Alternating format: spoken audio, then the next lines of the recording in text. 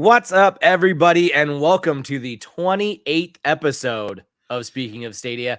I am, of course, one of your hosts, Aaron Cini, and with me, as always, is the bearded beauty, my favorite John Krasinski on the internet, too tall, Jacob Porter. Jacob, I really need to pick up my new contacts. This glare is killing me. It's just too much. Welcome to the club. much. Yeah. I know, right? I need new glasses too as well, which is the problem. So, oh my goodness. Sorry if you hear some. I'm going to be muting myself a bit throughout tonight because my daughter is having a fun night.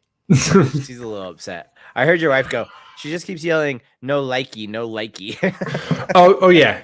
No likey. She's me no like. That's funny. Oh my goodness. What is she doing now? Okay.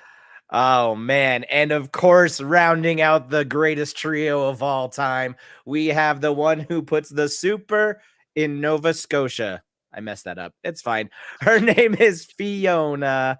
Hi, Fiona. How are you? I'm doing great. It's the Nova in Nova Scotia. Yeah. But then I thought supernova and the brain just, it was over.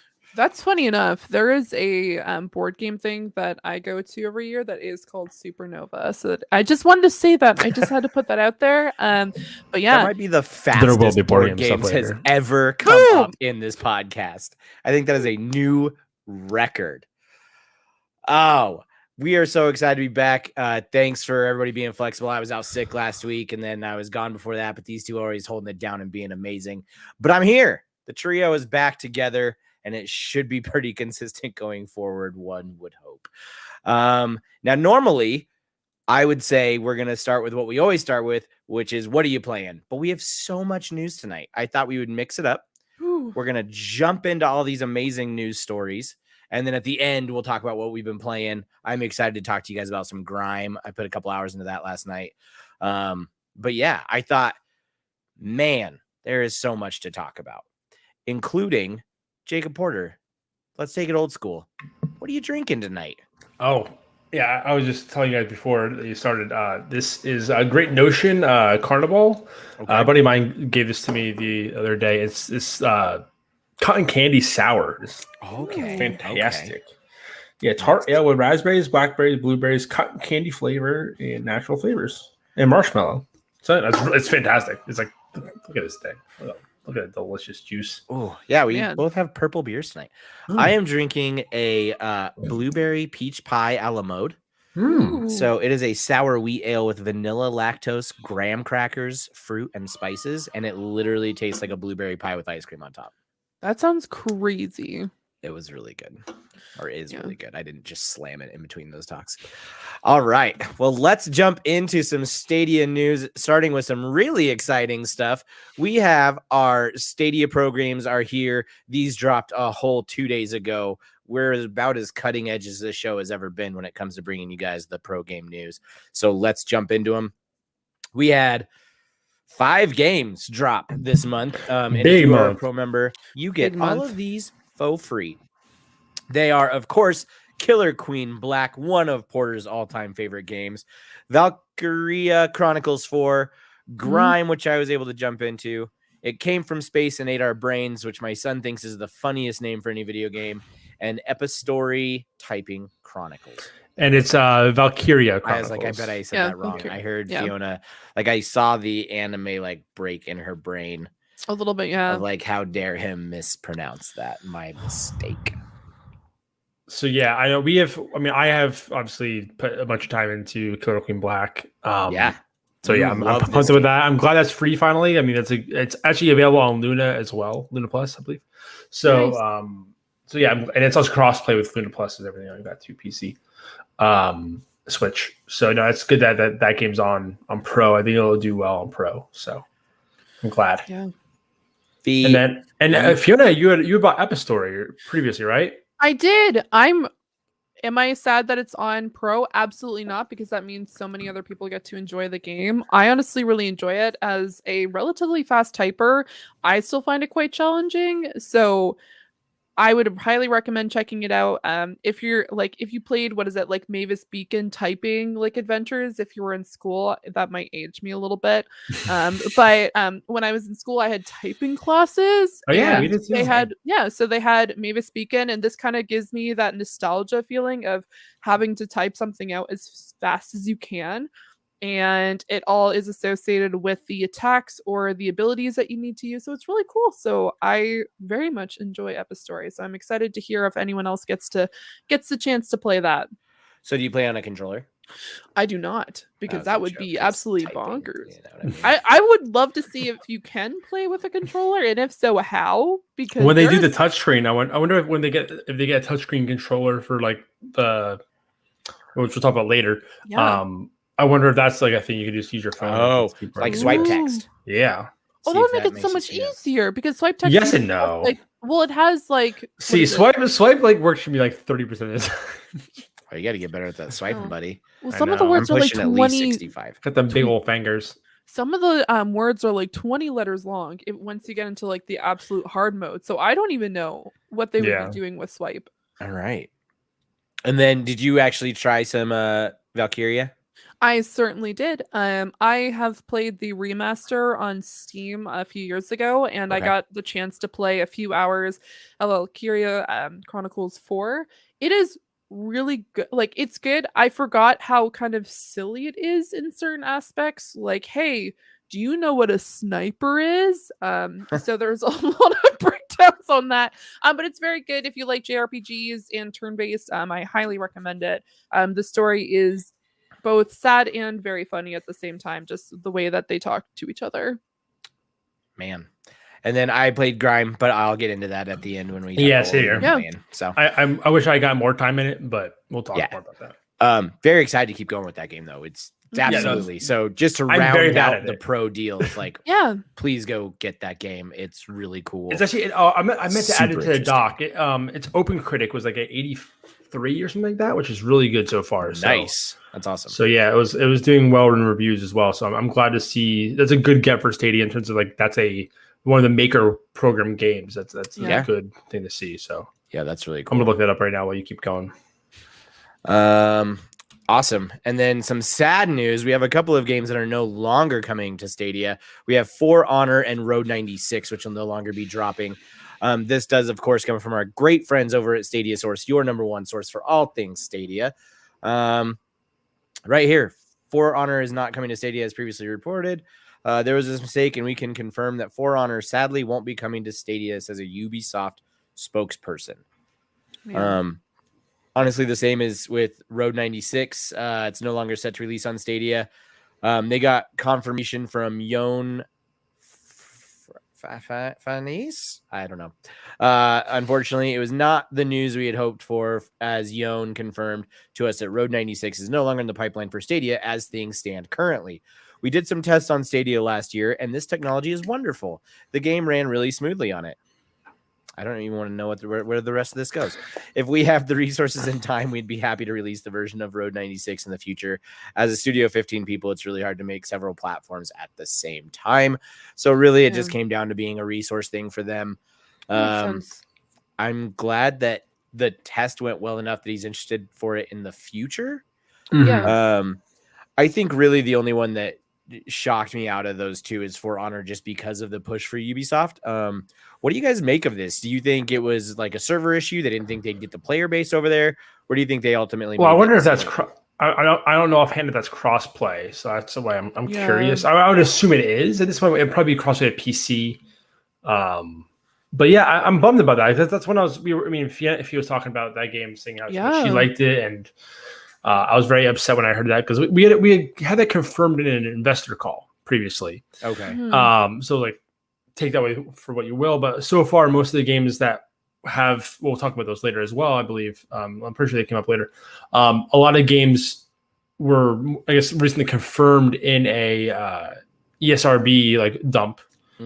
So yes, it's kind of sad to see that it's obviously not For Honor. So, but yeah, it's the bummer.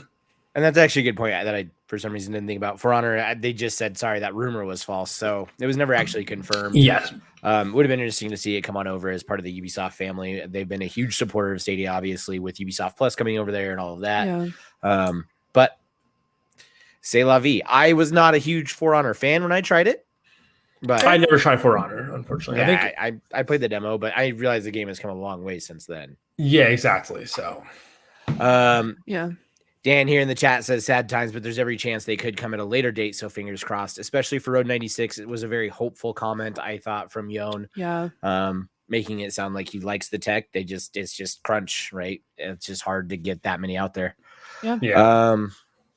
Yeah. And then our next story is the Stadia's cut on Pro subscription is worse than we thought. This has two parts to it. Yes. Do you want to start with the news, the first link you put in? Yeah, sorry, I was start the first one. Yes, because that's more of a like, hey, this is talking. I think it's towards the bottom of the article. Yeah, you have to go to where that. Yeah, because this is a big article. Yeah, the Stadia Pro future of a follow up.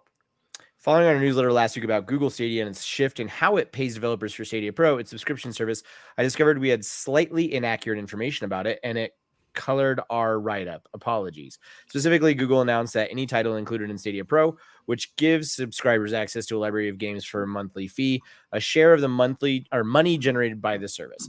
I then compared it to other services like Apple Arcade and Xbox Game Pass, which are the majority upfront money, but with some back-end money because that was how we thought Google was bridging the gap.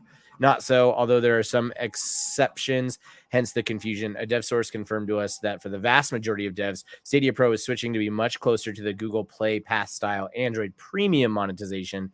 That is to say, no money up front and sole compensation being 70% of all Pro subscription monthly revenue split between partners based on how many session days players have spent on their games. That was interesting. And then we found out a little bit more over here on 9 to 5 Google. Sorry, I have to just find it. Yeah, it's buried as well. Yeah, I'm sorry. I wish I could have tracked. It's towards Yeah. Were you able to find it? I wasn't. No. Which is weird. Even pre-show prep, I thought I did put the quote in the doc. So one of the main pull is from the good news though is that Google tells us that just in the first month the company is already seeing developers outpace the revenue. I just messed. Oh no, I was did things. Outpace the revenue that they would have seen from the subscription buyout or the funding they would have seen upfront for bringing their games to Stadia Pro. So again, this is from Stadia, from Google. So take that with a big grain of salt. Sure. That was the big thing. Big takeaway I thought from this from 9 to 5 Google's follow up with 9 to 5 Google's follow up with Google was that they did reach out to them and got some confirmation that no, I mean, yes, they are switching to this model, but it isn't necessarily so far from Google's perspective or hasn't really affected the studios that much financially yet. Yeah. So. And it sounds kind of interesting. That means Google's only taking 30% of all Pro subscriptions, and then the rest of the 70%, they divvy it up based off which games are getting the most players. Yeah, which is it's the whole revenue model of return trips too. I think it's also an addition. That's the thing that was the big thing that was confusing is that return visit purely the pure payment or is that on top of? But it sounds like that is so. It's like if you go to the game and then return to it consecutive days, then they get the payout. So yeah, you're right. Popular games will get money. So. Yeah, they'll get the most money out of that. So. Interesting model. I would have assumed they would have had to do some upfront money, but they're Google. I'm sure certain games that they get on there probably will have upfront money still. Yeah. Yeah. You wonder if this changes any marketing for these games to try to get more player bases on Stadia, knowing that a lot of your revenue is going to come there. But that's not something I feel like I've really seen from most game devs who are putting games out on Stadia. They're not pounding the drum about it, knowing it's going to go pro. Mm-hmm.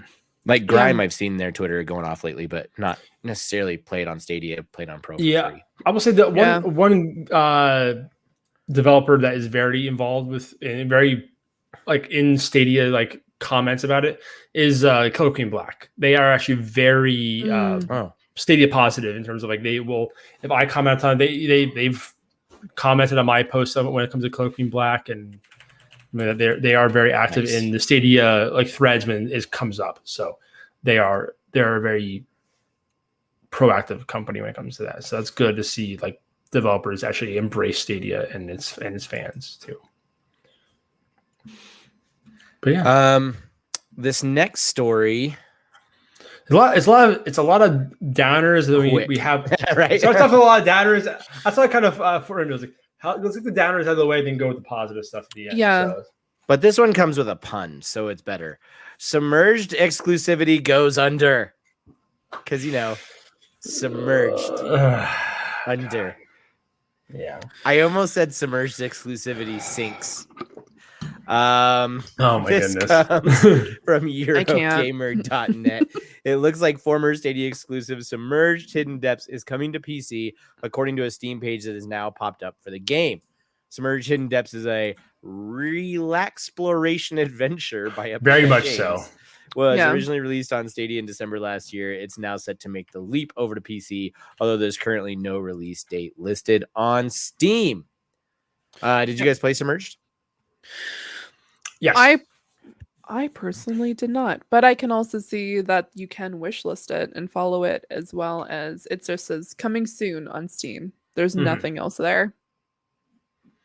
Yeah. I did try. I did the first part of the objective. It's very much a relax, like what was the word they said? Relaxploration game. Yeah.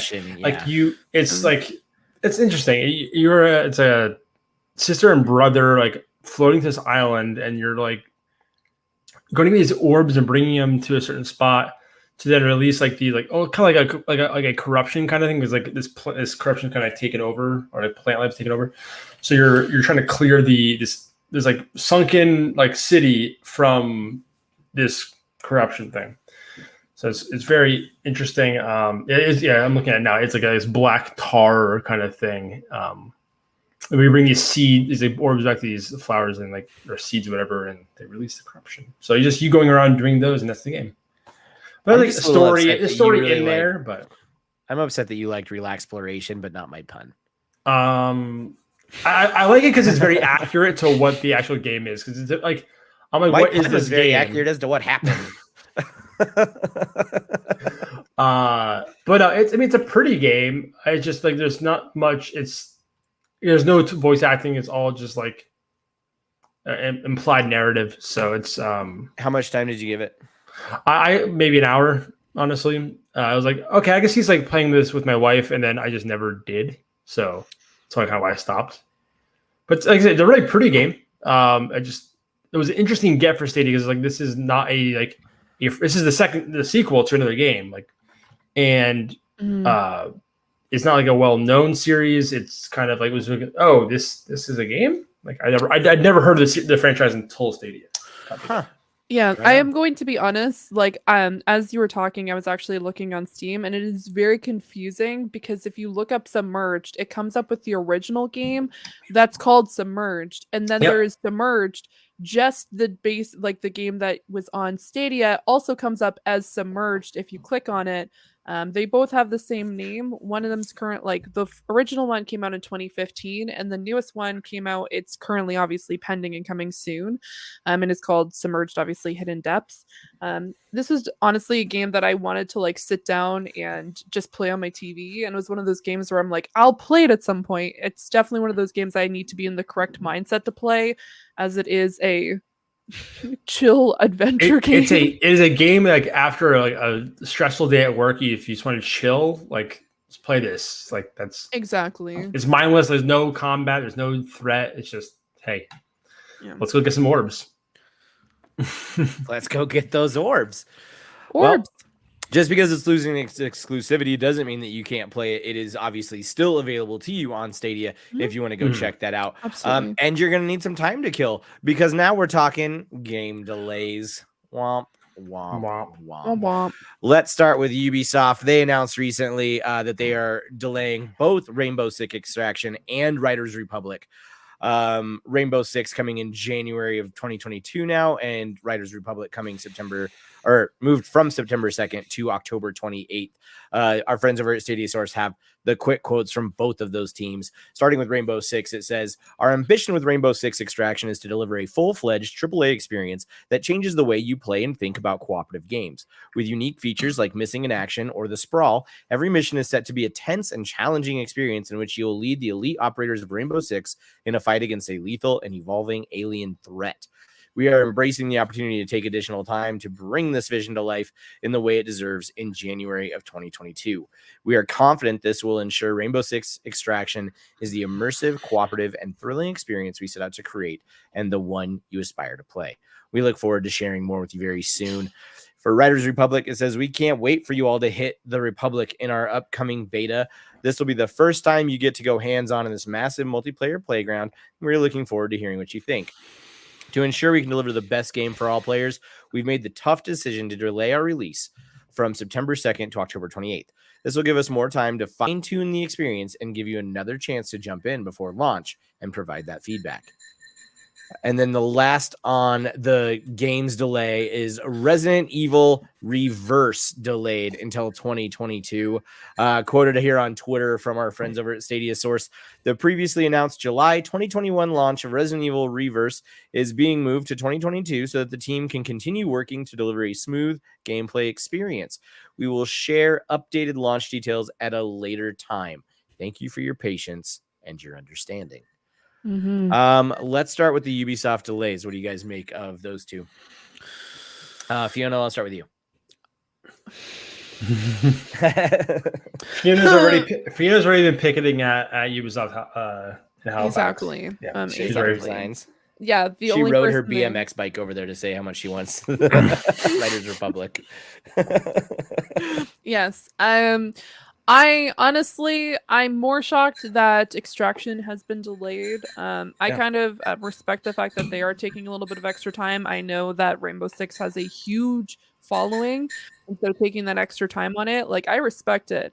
When it comes to Riders Republic, No, I it's agree. literally you're taking the maps from Far Cry and the other games, and you're literally remapping it with a racing option. Like, at this point, why? Just get it out. Just get it out. Just, you guys release games like way too early anyway. I'm not specifically sure why you're delaying this one. I think a lot of it is just, well, the front. Oh, I mean, they delayed it already. Which we call Far Cry 6.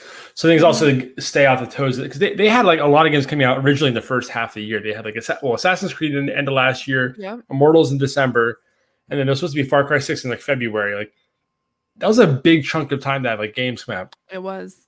So then them pushing Far Cry 6, I'm like, okay, it makes sense to push the other two a little bit further just to kind of space out their portfolio a little bit. I'm not sure what else they have planned for early next. We don't really know what else they have planned really going forward beyond these two games. So I guess they have they have like the free-to-play Division game coming out and Heartlands.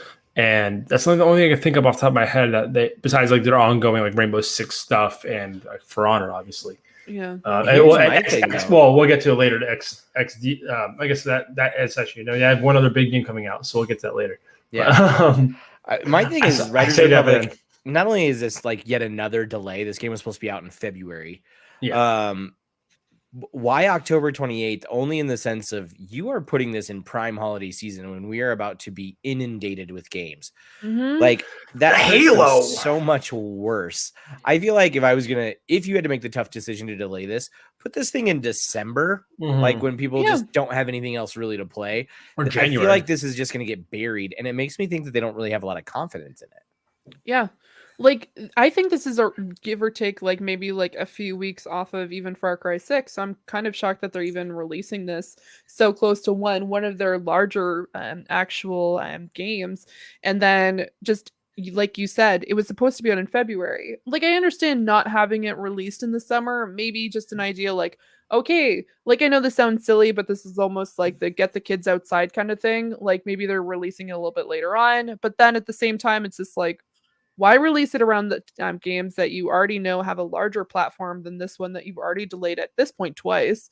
And the way that I specifically saw it, it was a lot of like maps that they may have taken the like aspects of other games that they have, because they have things like Assassin's Creed, they have Far Cry, they're out in the wilderness.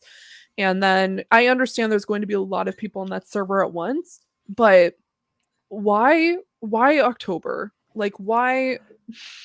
The jank might have made it a little bit more fun too. You know? Yeah. You release it and it's like a little goofy and wonky, and I'm like, oh, I clipped through a tree. Like, I'll laugh about it and move on. Versus having a well-polished game that I probably won't play now because I'll just have too much going on in that time. Yeah, that's not a. No, I agree, and it's a game that I feel like it's gonna be like coming January, February is gonna be $30, right? So, yeah, you hit it on the head on that one. Yeah, give it till February, and you'll absolutely see it. Exactly. Next up on the list, this is just a quick heads up for anybody who is watching this show and for some reason doesn't have the ability to play Stadia. They have a couple of brand new bundles here. The one we kind of like had in an unofficial way, like there was a bundle that you could, and you like could piece. Yeah, I did it live on the one episode when that first the new Chromecast was released. Yeah, where you could bundle them together. It was like $101. I think it's a more like tight package now. Right. But so this is called the Play and Watch with Google TV package. Chromecast with Google TV and a Stadia controller is going for £90. I don't remember how to ever switch it to American dollars. I think it's $99. Okay, perfect. I think it's a flat 99. And then the Chromecast with Google TV plus the Stadia controller plus the Ethernet adapter for Chromecast with Google TV is going for $10 more. Which is good because like that's one thing that's kind of odd because it doesn't come with that Ethernet like power thing like the CCU comes with. Yeah, so that's interesting that that's the case. But yeah, and then also in that article, I'm not sure if you talked about it as well. The controller that actually got knocked down $9. So instead of being $69, the nice price of $69.99 is not going to be $59.99. Hey, so, a little bit of a dip there as well.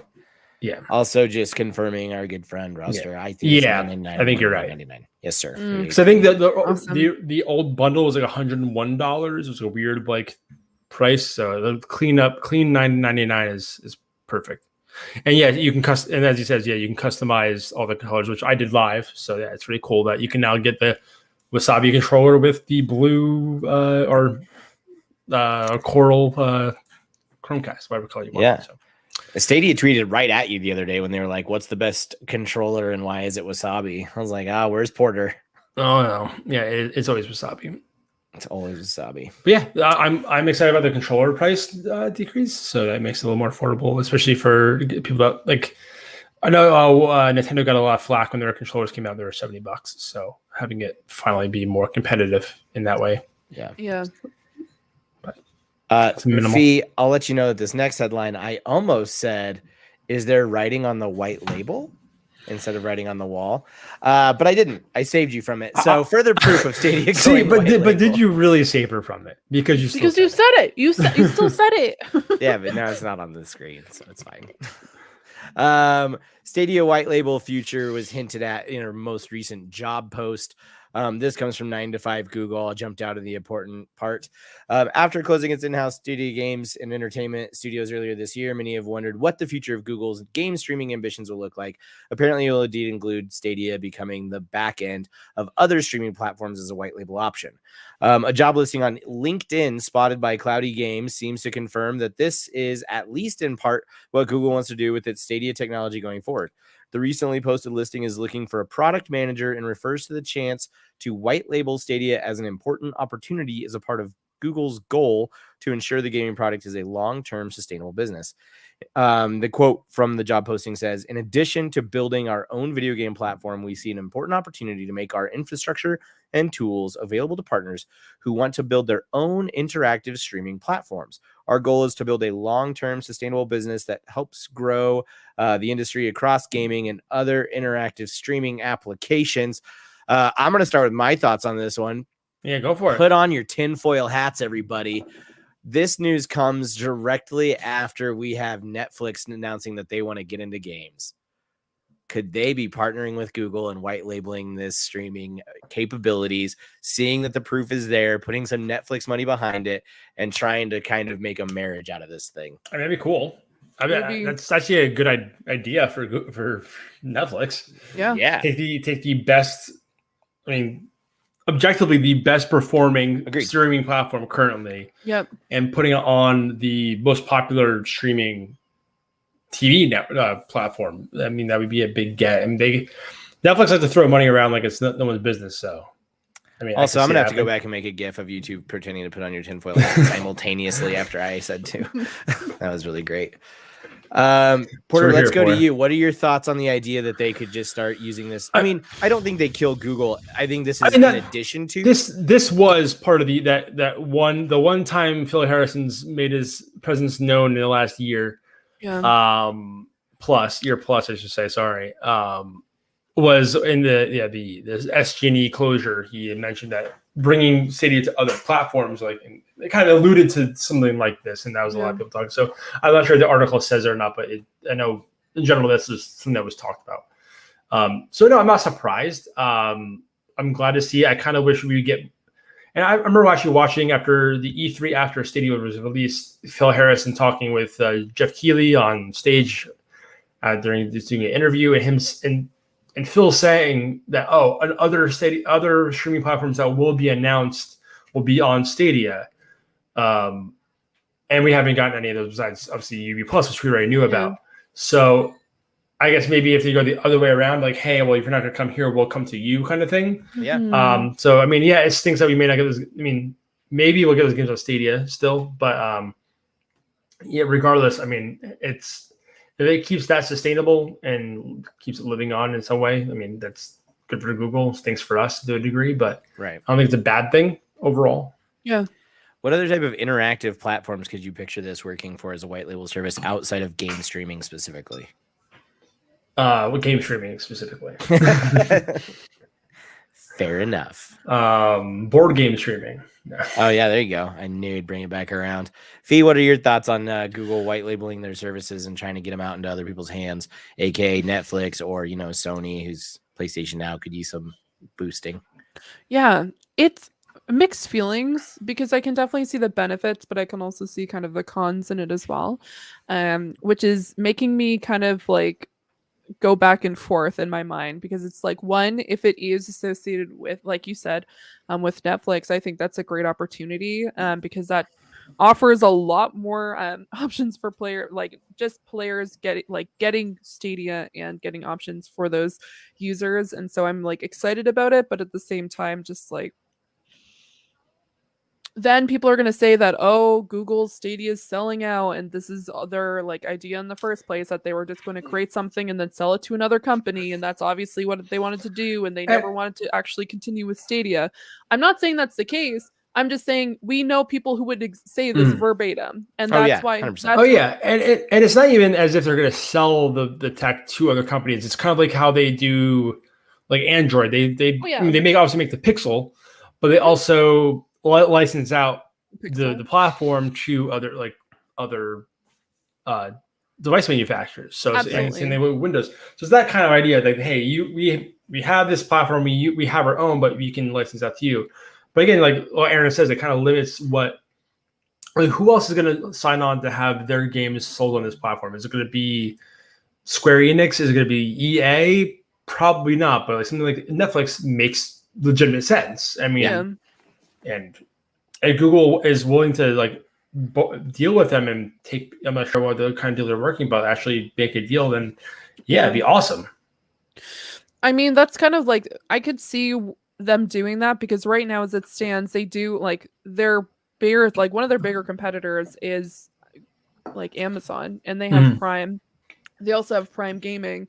So the next step would be like, hey, who doesn't have a streaming service associated with it? Hey, Google, we see you. And then using access that way. So I could actually see, not so much as a tin hat idea. I think this is actually a little bit more plausible than I think we give it credit for, just because of the accessibility and then just the opportunities that both platforms have if they combine with each other, like in some capacity, not saying completely.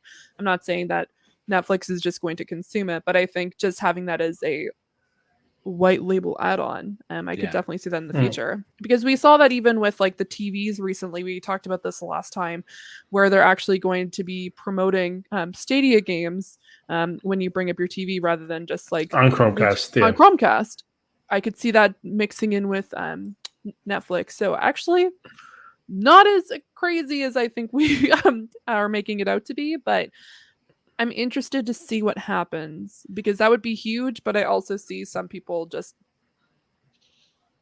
the people that. Yep. Oh yeah. Oh, absolutely. I'm So just Aaron, Aaron, in case I'm not sure, obviously, I'm sure you went back and watched the entire episode of us talking. I'm sure you did.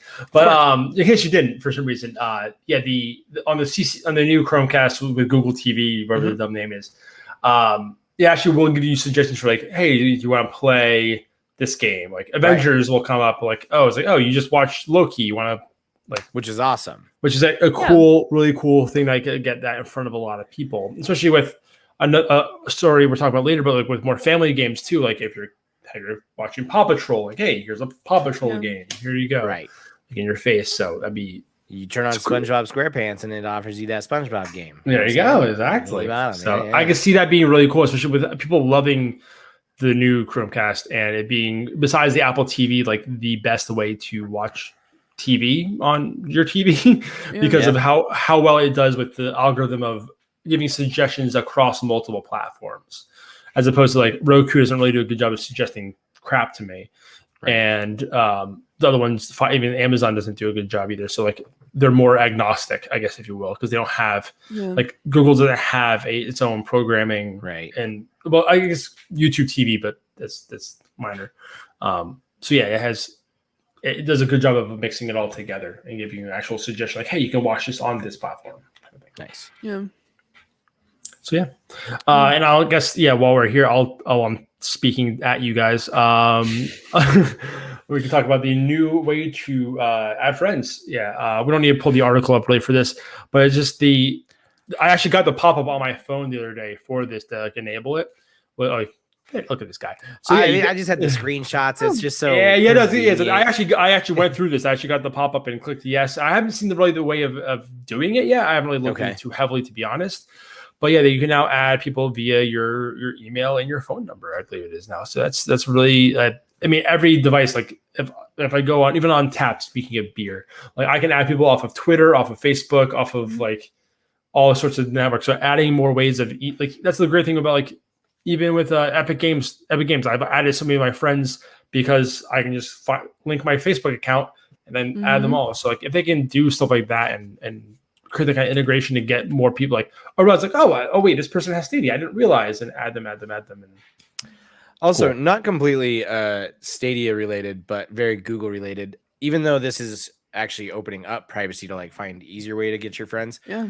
They are taking privacy a lot more seriously. I don't know if you heard recently their new chip that they're building for the Pixel 6 that'll come out this year. It's their own chip. The Tensor.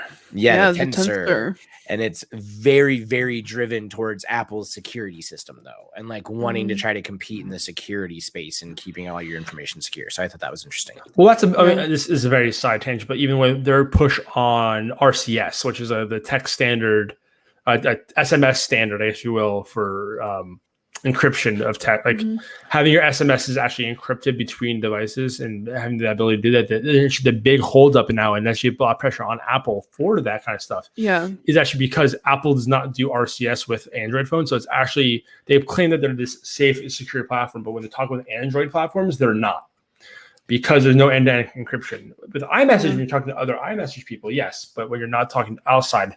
So the push right now is for Apple to actually support RCS, which actually now AT&T, Verizon, I think, and T-Mobile are all now on board for RCS. So RCS text, Google, it's great, it's awesome.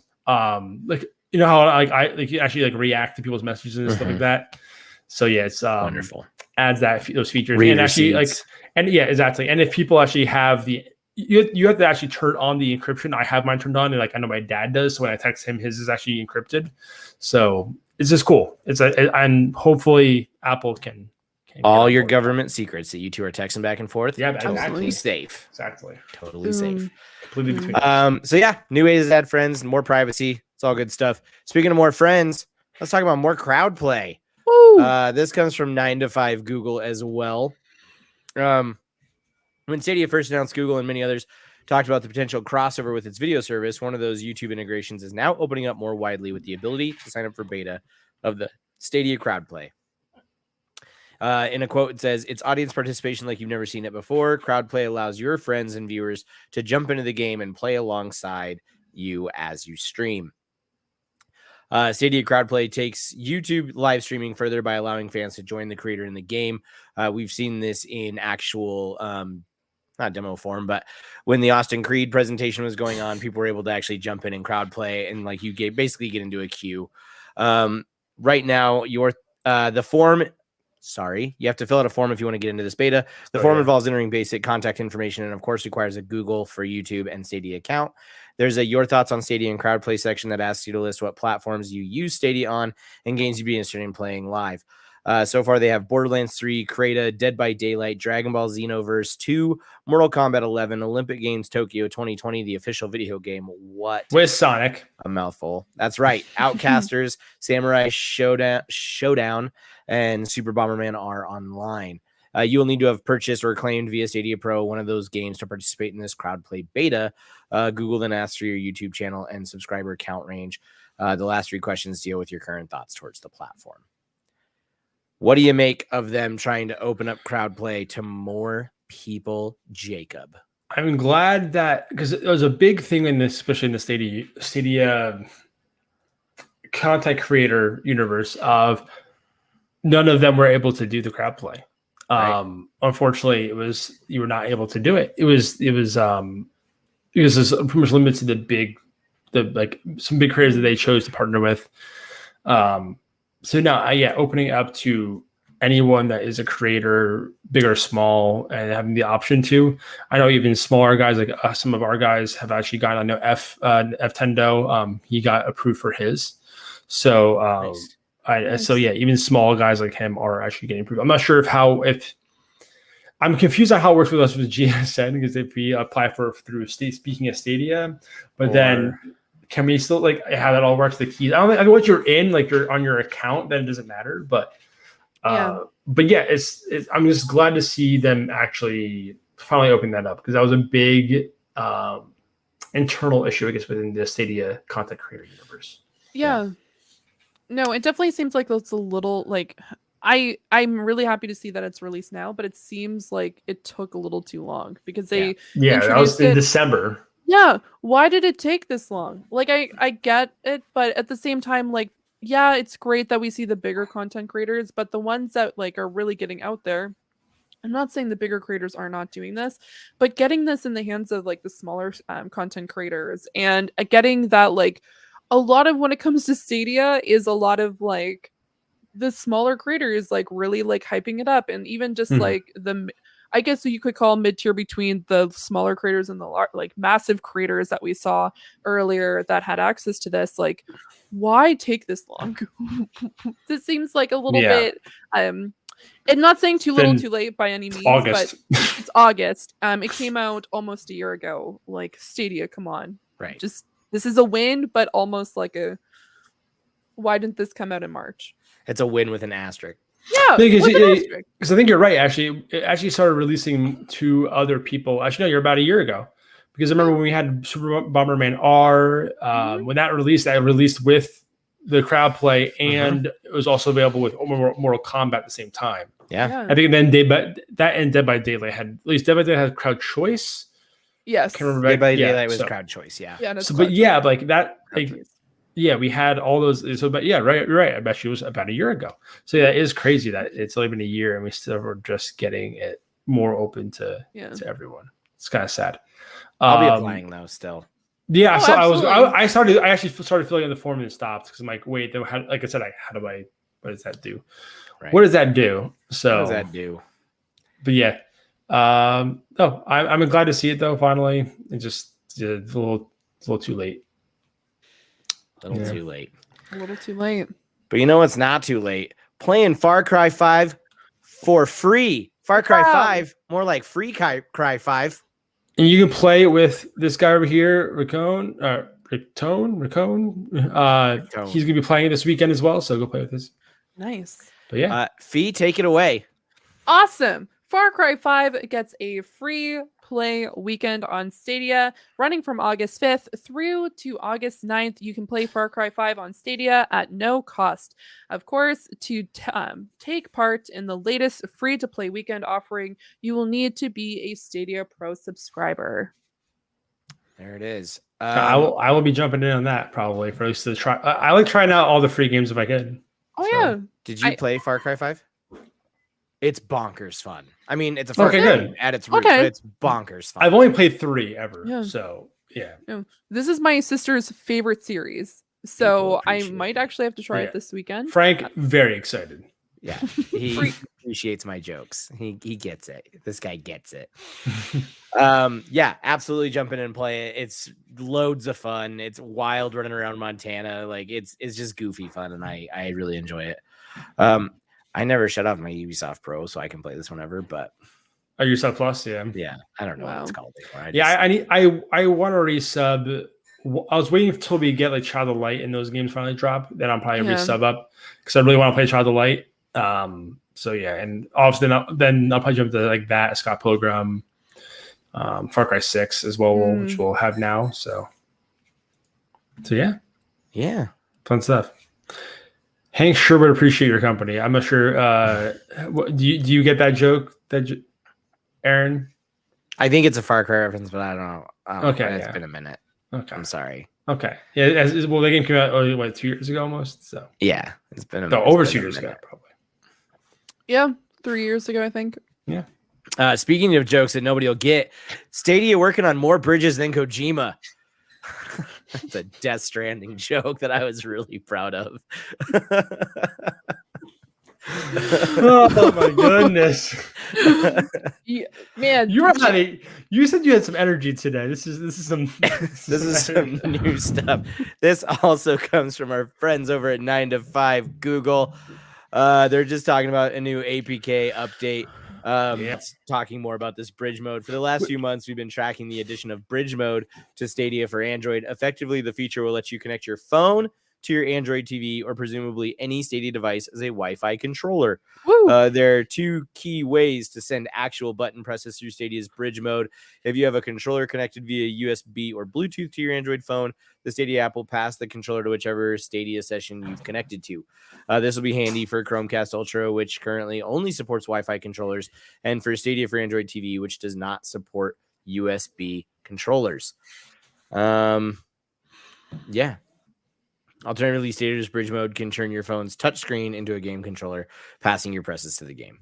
So, Jacob, does this excite you? It's just for people that like the 4 people, not 4 people, but the few people that actually own something like the Asus. Is it Asus? The AOG. I forget the ROG phone, the Republic of Gamers phone that actually has like the triggers for the those phones would be great for that, and then everything else would be terrible. Besides, like if you're gonna I can't imagine trying to have a touch controller with the R2 and L2s, like having it's just no thank you. No thank you. I just not for me. Hey, more ways of people playing like they said with the bridge mode of connecting a Bluetooth phone device to your phone and then having that be your your Bluetooth, your Wi-Fi receiver. Essentially, it's huge. That's the bigger thing to me is that. I just want to say Frank continues to get it. Too Tall Porter and Bridges. What a Death Stranding episode. Because the main character is named Porter. Yeah, I got it. Yeah. I get it. Oh my god. I got it. Oh, I love it. Okay, this doesn't do anything for me if I'm being honest. I think it's cool that they're rolling it out, and I like the tech, but I don't know. Real quick about the porter thing. A porter is a person that carries luggage and stuff like that too, which is even more punny for Kojima because he's so ham-fisted in everything he does. Yeah. So just pointing that out too, guys. I mean, they literally have a character in that game called Deadman. I know. It's just the different layers of the ham fisting that he does with his naming. I just wanted to bring that out. Oh yeah. he's it's also a transporter. Yeah. When he transports. Yeah. Through bridges. Anyways, let's move on to some new games. I'll just read off the titles of some new things that are either out now or coming soon. You guys tell me which games you want to play, and then I can break them down from there instead of opening all these links. Control Ultimate Edition is now available. No, you're good. On Stadia. Heist Simulator will be coming to Stadia. We have Threada December 17th. X Defiant confirmed for Stadia. Street of Rage 4. Dan was just saying that in the chat earlier today that he's been playing a lot of that. It's available now on Stadia. The One Piece game is also available now. I forget World Seeker I guess that's the name. I don't know. World Seeker Premium Edition. Yes. Yeah. And then Chris Tale. Yes. Chris Tale was supposed to be out like a year ago, literally. Like last July. Like last July, I was supposed to be out, and it's finally out. But I've heard good things about that game. So, yeah. Any of these you guys want to dive into further? That you're just pumped, and I can pull up the link. Control will be on Pro at some point. Wait for it to be on Pro. That's all I need to say about that. It's a good game. I enjoyed the hour and a half I played on Luna, even though it ran like poop. But I want to go back and play that game on Stadia when it goes to Pro, like in 2 months, probably. I mean, it's already a free PlayStation Plus game. Like, it's on Luna Plus. It's absolutely going to be on Stadia. Yeah. No, I was definitely like, I remember seeing it last year. I was excited for Chris Tales, and I know as the I guess resident weeb here, it's very anime and very Persona in terms of menu. Okay. Oh God, I'm gonna break your brains. I've never played a Persona game before. That shocks me. I know. That does shock me. I feel like everyone says like, oh, you really need to get into this, you need to play it, but then I'm like, how, like, what's the time commitment on it? And they're like, oh, like 100 hours. And I'm like, oh, okay. I'll definitely put that into my back pocket. Even one of my friends let me borrow it. I need to give that back to him because I feel really bad about it. Either way, I definitely need to play it because I think, no, I'm not going to say think. I know for a fact that one of my co-hosts on another podcast actually gifted me one of the games because he told me I needed to play it. And another one of the games that you would assume that I'd be really excited about, but I'm honestly like meh about, is One Piece. As the resident weeb, I don't personally play One Piece. I'm not play One Piece, but I don't watch One Piece because it once again is a very huge time commitment because there's over 1,000 episodes. Oh yeah, it's incredible. And so it's crazy. For people who do enjoy One Piece, apparently the game is good and has some laughs. However, it does run like any other anime-based video game. It's lackluster. So definitely keep that in mind when you're looking at the price tag, which in Canadian it's $119. Yes. Oh yeah. That is the that is the premium edition. The American version, I believe, is $99. But that is the only version that's currently available on Stadia. The voice actors are the same ones that they obviously have in the anime, which is they're all like very, very well-known voice actors. But it's just not my cup of tea. I apologize. I know I'm specifically talking about it because someone decided to tag me and say he's probably really excited about this. I am not. Thumbs up. Oh my goodness, that's way too much money for that. I'm gonna play Streets of Rage. I'll tell you that. I know that game looks like tons of fun. That's kind of why I'm excited for. Also, I'm excited to get back on UB Plus to play Scott Pilgrim because that's a game I did not play and was kind of glad it's back now because I was in that whole licensing hell. So yeah. So yeah. Of the games that we talked about, I mean, obviously I say Control. Why is this in the way now? X Defiant, I'm actually like low-key a little excited. Like I like the I like Call of Duty. It has a Call of Duty feel to it, but I also like the abilities of like League of Legends. So I think that combination could be really unique in terms of that quick time to kill, but also having abilities, as opposed to something like in the same kind of way. Like I mean, if they can do it. I mean, they did such a good job with the different Rainbow Six Siege with the different like operators and whatnot. I think I take that and kind of like up that ante a little bit more, like be a little more creative with those abilities. I think it could be really cool. The other one I just want to talk about it because I want to highlight it is that they Threada. Yeah, it's apparently I watched the trailer for it. It looks interesting. It's a developer out of Sri Lanka. It's a very like they're apparently claim they're the first AAA game in South Asia. I'm trying to pull that up. The animations are a little offer, but I think it's actually still a pretty looking game. It's very much in like apparently the Sri Lankan mythology, which is again like similar to. I'm actually excited for Wukong, the Wukong game coming up. Black. It's like more like a Soul style game, but it looks really cool because it explores Chinese myth, which again I know nothing about. So like being able to explore those different mythos that have like as opposed to like the Norse, the Greek, the ones you're always used to dealing with. No. It's say early. This is a whole like conference. They talk about some mobile games too. Oh, okay. Yeah. I see like scrolling through. It's really weird. Like little press conference they did, but you can go forward a little bit. There actually is like there is gameplay. There's not gameplay, but cinematics, I should say. Yeah. The game looks pretty, but it's just the animations look a little off. Again, they can polish it up in a few months, hopefully. But like the blood animations are really bad. Okay. Like very like early PS3. As bad as the exploding fruit in Halo Infinite. Just kidding.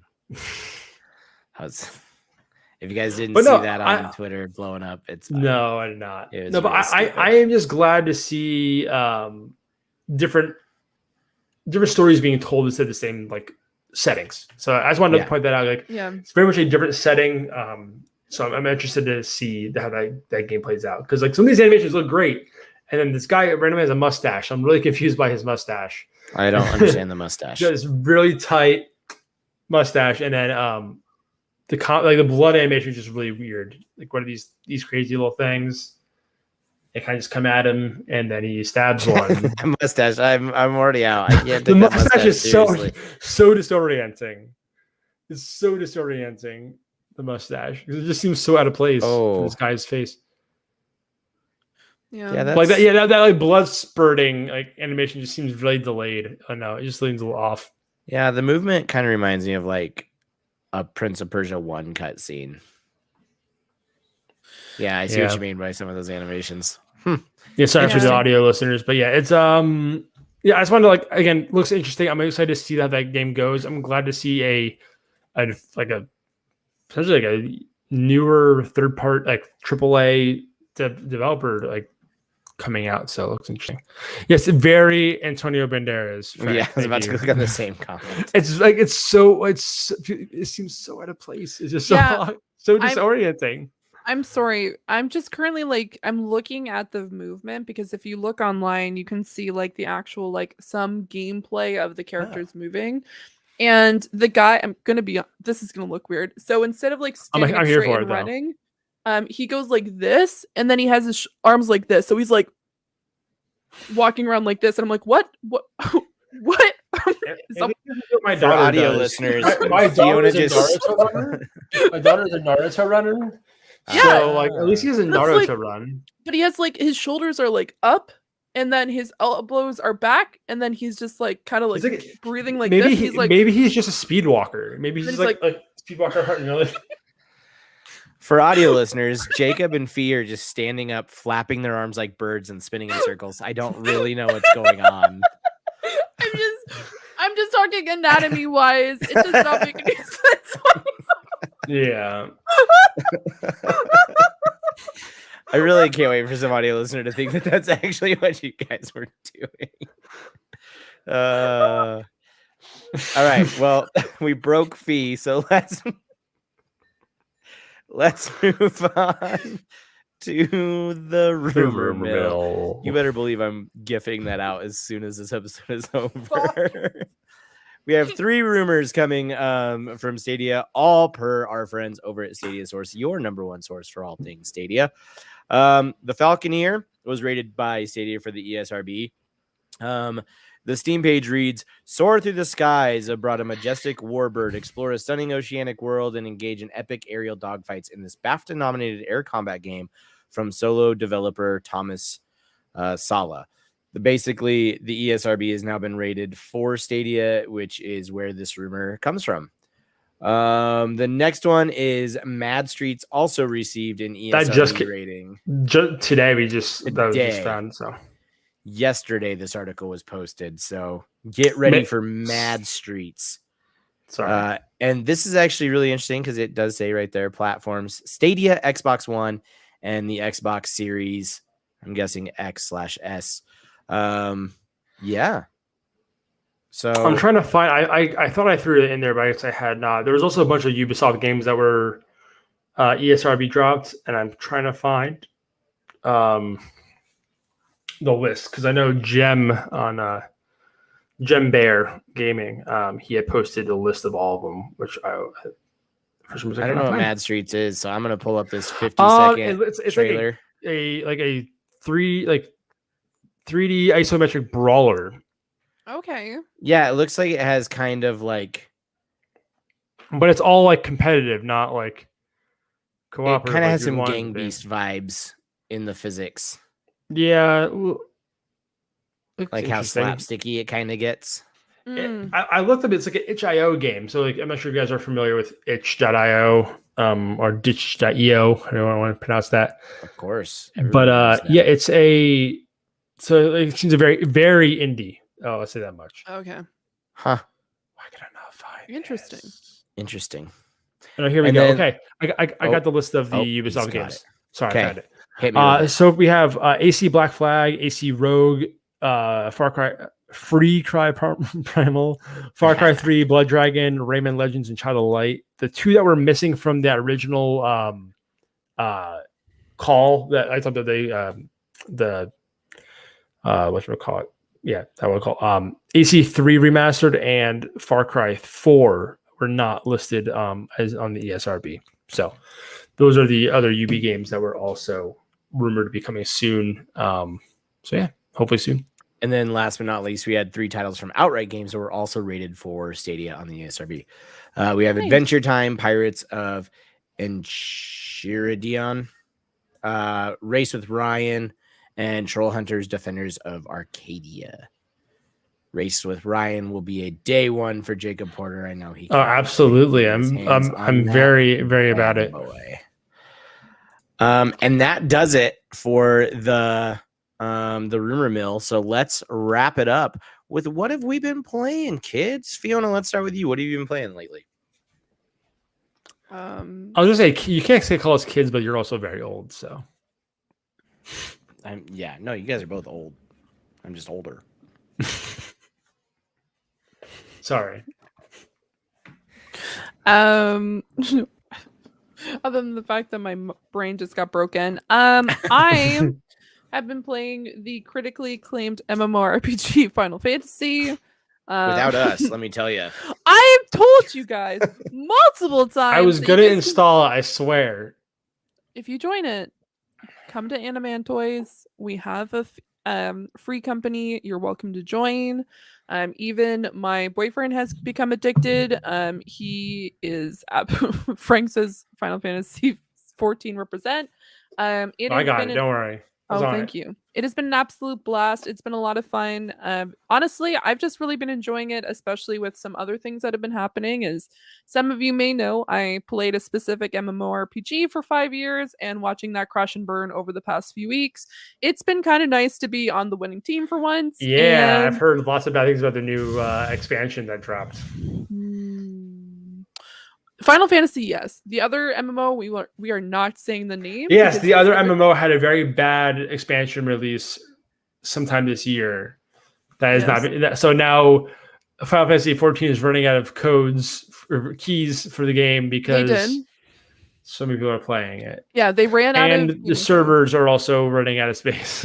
Correct. So they have like a timed amount. If you're idle for 30 minutes, then it instantly kicks you out. And then you just go to the and it'll show you I think it's Shadowbringers. They'll show you the trailer of on a loop if you are idle for too long. But no, I've been enjoying it quite a bit. There's a lot of things you can do. There's no real pressure to do like raids or anything like that. It's just there's a lot of fun there. And I'm actually kind of excited to get back into Valkyria Chronicles. It was a game that I enjoyed. I played the remaster for hours on end. So actually getting into that again and playing this evening for even just a few hours, it definitely has sparked my interest in getting back into turn-based RPGs again. I played it a little bit back on PSP. Valkyria. So I'm excited again to try that finally now too. I heard great things about 4. Greg Miller would not shut up about it. So yeah, I'm excited to try that game out because I like the is a XCOM is like anime XCOM more or less 100%. And there's a lot of more dialogue obviously with the characters in XCOM because anime. Really have it. Because anime, I'm really confused about the fact that Claude does not give a diddly damn that he blew up a tank, but he's really upset to watch a bunch of flowers get crushed. Claude, you want to talk about that, sir? Like, what is going on? He's just like, he blew up a tank and he's just it's a safe space, Claude. It's a safe space. Like, the flowers, though. And then one of the other guys even said, like, what? Like, are you really upset about flowers? And he's just like, just because I'm a lieutenant doesn't mean I don't have a heart. And I'm like, okay, but you just killed a man. It just writes itself. Man, it's really good. I would highly recommend it if you want some silly banter back and forth and then getting medals to just exist in that game because that happened. So here we are. I'm not an XCOM style person at all, but I will definitely still check it out because it's free on Pro. Yeah, it is very good, and the dialogue's pretty great, even like in English and in Japanese. Both of them are really great. Yeah. Frank wants to know: did you know sniper rifles are for long range fee? I did. Thank you so much for letting me know. Also, did you know if you hide behind a barricade or sandbags, that actually gives you some defense? And if you stand in the middle of nowhere, there is a chance that you're going to get shot in the head. In the head. Unbelievable. Unbelievable. Wow. Thank you. They're telling me all these great strategies, Fee. I not how have I been living my entire life? You're welcome. You're welcome. Anything else you playing? Well, I say, Fee, anything else, or is that it? Oh, yeah, that's pretty much been it. I got my COVID shot over the weekend, so I didn't really get to play any games. Yeah. You said you took a big hit on Friday, so I sure did. Now all 3 of us can hug each other in person because we're all vaccinated. Exactly. Yeah, get your shots, kids. Jacob, tell me the games. Not as much as I really want to be playing. I do jump in and still play Wild Rift from here to here when I can. Obviously, Killer Queen Black. I did finish Kaze a few weeks ago. Obviously, we haven't recorded since then, but I enjoyed the end of that game. The final boss was very frustrating, as most Donkey Kong Country style games are, where it's like you got to learn the pattern, and once you learn the pattern, get it. So like as much like I still very much enjoyed that game overall. It was just the final boss. Like if I missed, I got to remember like if I missed one, like took one hit, I'm like I'm just gonna kill myself now. So I don't have to. So yeah, it was. Also, if you do play that game, you get to the final boss, and the very very end. There's a little like the whole like last like section. You're like having to collect all of these like crystals, and there's one of the ends glowing. It's like, oh, I gotta get that. It's gonna help me kill the boss. Don't let the boss get it first, and then you hit the boss. I wasted like 10 minutes of my life trying to get that thing. And realizing that I didn't need to get it, I needed to let the boss get it and then hit them. It's frustrating as hell. Beyond that, I enjoyed the game. The game was a very fun game. I got every like crystal I needed for each level. I didn't do all the time trials. I probably won't go back and do them, but I did get everything else. So yeah, fun little game. If you like to get country, and then Grime, which I'll give my quick little bit and let you hand it out to you. I only played about a half hour, 45 minutes. I know you got to the first boss. I'm not sure what the first boss is, but I got to like that red glowing guy that like we teach you like, oh, you can dot you. Red attacks are not avoidable, dash through, or not parryable, if you will, because you can do that whole parry that like absorbs the enemy so you can get health back, which the timing windows for that are very tough to get. with like the slow enemies that like fall on you. I can't. I'm trying every sort of timing window for this, and I'm missing every single one of them. I'm not sure if it's just me or do you have that as well? No, it's like Sekiro levels of needing to have your perfect parry. It's pretty wild in that regard. Yeah, that I hope they tighten that, like maybe loosen that up a little bit, because that's a little unforgiving. And I'm like low on health. I'm trying to heal off this like little enemy, and I'm just like I'm dead. Okay, because he has me for like a quarter of my health. Yeah, and you will start to like learn the timing of each enemy as you go. Yeah. I guess, are you good if I jump into my spiel about it? Yes, that's all I have. I think this game is fun. I think the fluid, like, it doesn't do a good job of teaching you the D-pad buttons and what those do, because I was like, I'm gonna hit all these buttons, and like you had to go into the menu and find those. Yeah, it doesn't really onboard you for that. Otherwise, I think it does a pretty good job of the like showing you new mechanics as you go forward in this kind of like sprawling open area, open, like it's Metroidvania style, like open world 2D platformer. So but yeah, I'll let you go. I got through the first boss, which is a very clear, obvious boss. It's a big thing with 4 arms, and it's dropping, and it has patterns, and parts of it turn red, so you can't parry those. And it took me probably 15 minutes to get through that boss, but I did it, and that felt really good. It's really interesting. I don't love the controller layout. Like you were talking about the D-pad, and like that's one of those is like your distance where you throw nails. Yeah. And like that is just kind of a weird function to me. The parry button made sense for the most part. The parry and the what's the art, the healing, the R2 is fine. Yeah. So as you like take on, I did do that by accident once. So I was very upset.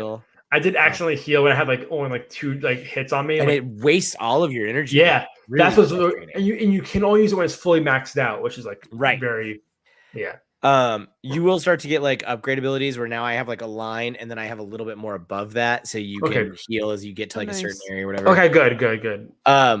But I really like the systems. I think it's super unique. You'll start getting weapons, and you can swap through like heavy weapons and light weapons, and like I got my second weapon. Like RPG system to it that is really fascinating. I think I'll probably see it through to the end because I'm enjoying the heck out of it. Same here. It's a good game. I actually double checked on Metacritic. It's 82, and on OpenCritic it's like 81. It's only a few reviews, but still like it's reviewing very well. So yeah, it's absolutely worth it if you have Pro. Like there's no reason you shouldn't hit claim and download it. The world is download it. I know. And play it. I know my daughter's sleeping. I know I shouldn't be yelling. Yeah, it's worth it. I wanted to watch the original Suicide Squad. I haven't watched it since theaters, and I'm going to go see the new one this weekend. So I was like, you know what? I'm going to watch this again. That movie's still garbage. So having Grime on my laptop right in front of me, so good. You do not like that movie, Fiona. Do not tell me you like the original Suicide Squad. The silence. Aaron, should I? Okay, I'm gonna need you to tell me after you see the second one. Do I even need to see the first one to go see the second one? I don't think so. Or can I just watch like a 5-minute, like I did for Justice League? Watch the 5-minute on the first. Honestly, some of the okay, I liked some of the characters that were introduced. I do not like the story plot, because the story plot made absolutely no sense for that particular character, and I don't know why they decided to take that particular story arc and just flush it down the toilet. Because like really, like I understand in the comics she has that specific arc, and I'm not going to spoil it. I was gonna say, is it Harley? Well, no, I meant the Enchantress specifically. That she like, I liked her in the comics, but then like in the movie, she just fell really flat for me. No, her and her brother are terrible villains. They're terrible villains. Like they're great villains in the comics, but in the movie, I'm like, you guys really need to bring this hard hitter out, and then kind of not only kind of make her a little bit bland and make her like all over the place and then crazy when she doesn't need to be that psychotic. Like, well, and it's really odd because the first of that movie is actually really fun and stylish and really interesting, and they do a lot of really cool things. and then he just completely abandons that for the second half, and it just falls apart. So It feels like it's two movies Totally. put together, and it Well, just, welcome to DC movies. the soundtrack is great. I love the true. soundtrack. The banger soundtrack. Well, yeah, Banger soundtrack. Well, no, it won the Oscar or whatever for the makeup, right? Costume design. Yeah, I think it best was. Yeah. costume design and makeup. I don't for some know reason. how. Like, I understand the like bigger hit, but Bad category that year, I guess. Not a lot happening that year. I wasn't impressed. Like, I wasn't like some of the characters that were introduced, absolutely great. Some of the actual story plot made no sense, and it was two movies slapped together and then released into the unfortunate DC movie mythos. The new one looks fun though. The new one looks great. Oh, and the it's new one looks reviewing great. super well, and I can't wait. To finish off what I've been playing though, that was my bad on the tangent because I played Fine. Grime Oh, while I good. watched that last night. Yeah, no. I understand, but it's Yeah. we're allowed to tangent. This is That's our fair. podcast. I We also, make the rules here. That's true. We absolutely make the rules. Absolutely.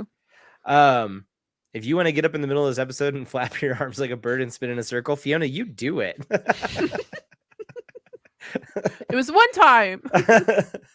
And then I actually jumped back into Cyberpunk. I never finished it. And Oh, so, cool. Yeah, no, you. Two of my friends finished it and got wildly different endings, and they were kind of pushing me to jump back into it. They were both the friends that returned their copies and got it on Stadia after I was Nice. like, Stadia is the Nice. place to play. So I started playing that again and really loving it. It's really clean. I can actually tell a lot of the updates that have taken place, even though it was running great on Stadia before. It feels a lot crisper. Unfortunately, that game is really good at deep RPG systems, so it took me a good 20 minutes to remember all the moving parts. Yeah, just how The just how. systems. Yeah. Yeah. But then I was back in it. I was like, all right, cool. So I'm gonna probably keep going through that and see if I can't finish it off. Yeah. Nice. I need to even play it. Like, I own the game. Yeah, I remember you bought the game. I bought the game. I own the game. It's sitting on Stadia right now, just being like, play me, and then I'm like, I forgot. I went back to Blue Fire too. Actually, I played that a little bit more because I was looking for something to do the other day. That game is fine. It's fine. I don't know. I finally opened up more to the world. And it's like some cool different areas, but it still just feels very B tier. But fair. oh, I got the what is it? In the spring, I funded Coral Island, which is essentially a Stardew Valley dating simulator / you're on an island and you have to the dating sim. Yeah, of course. But it's not fully a dating sim, but there's a lot of farming aspects and it's supposed to be really cutesy. There's really cute animals. I backed it, got the alpha code, still haven't played it. Cool. Well, let us know on the next episode. I will. That will make me actually play this game. I mean, I was going to play it to begin with because I did spend money on it, and I think it's going to be really exciting. And I was planning on doing so over the weekend, but I honestly played maybe 2 hours of video games over the weekend. Yeah, and the rest of it was just yeah, no. peace out. Thanks. No, I mean, I crushed video games this weekend, but it was all Avengers because of the 4X XP. Yeah. So Oh, that's pretty much all I did. I jumped into a little bit of Avengers. I did because you can't. I couldn't. Maybe I'm just dumb.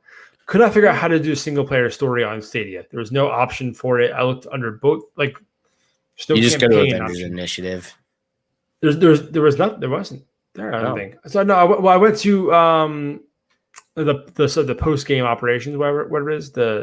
And so it brings you to the harm room or wherever it is. And I just did that. And then I was about to queue up for some other stuff. I'm like, I'm not going to play this anymore. Oh, it was fun. I mean, the combat felt good, but I don't know. It's very much an MMO in the sense of or games of service where there's not a click here to single player. You just go into the Avengers Initiative and it kicks you into the story. And then you just follow a mission chain. Okay. So that's why I'm okay. Yeah. I wasn't sure. It wasn't very clear because it was no, it's really not. How it brought you into that opening thing is felt very post game. We gotta get Shield back online and it's not super clear. But if you click on Avengers Initiative, it'll literally have selections. It'll be do you want to play the Hawkeye DLC? Do you want to play this, or do you want to play? Yeah, I went to there and have the DLCs. I'm I'm not sure which is the right thing to do right now. Their menus are frustrating. 100%. So they kind of did the whole the Destiny new light of everything, where they bury the single player story and make it very confusing to figure out where you're actually going. Yeah, cool. Good idea. Great formula to follow is Destiny's rebrand. 100%. The best. 100%. Like in Destiny 2, you have to go find a person to get the mission to go missions, do the and then thing. you don't even know It's what they do. infuriating. Yes, they I had to follow ask. that. So I think I'm not sure if I asked you. No, I asked you. You were the one that told me of that, actually. Because that's otherwise I wouldn't. Yep. I think Fee is dead. Yep, Cool. she's gone. So on that note, that does it for the 28th episode of Speaking of Stadia. Thank you so much for hanging out with us tonight. We love having you guys. And if you're an audio listener, of course, thank you so much. Don't forget to like, subscribe, share the episodes. That would be really cool as we kind of continue to do this thing. We had a lot of fun talking about all this stuff. Fiona, where can the people find you? You can find me here, but if I am not here, you can find me at twitter.com/Ceranics, where you can see my crazy tangents. You can also find me on Point in Progress each and every Friday, except for last Friday because I got the COVID shot. We are over at twitch.tv/Point in Progress, and we also have our YouTube channel where we just talk about gaming and everything that excites us when it comes to just nerd stuff in general, or even just regular stuff. It's just a bunch of things that we enjoy and news. So I'd highly recommend checking that out. And yeah, that's where you guys can check me out. Love it. Mr. Porter, where can the people hang out with you? You can find me at Too Tall Porter right here, and I'm again like the 90-10 split of Speaking of Stadia. Aaron, if it's a banger, it's usually Aaron. If it's just me talking about Grime, how awesome it is, or Killer Queen Black, probably me. It is a 90-10 split. That's absolutely accurate. I actually need to talk to you guys probably after this, but I'm actually going to be on vacation in 2 weeks, so we need to figure out. I've heard them mention that.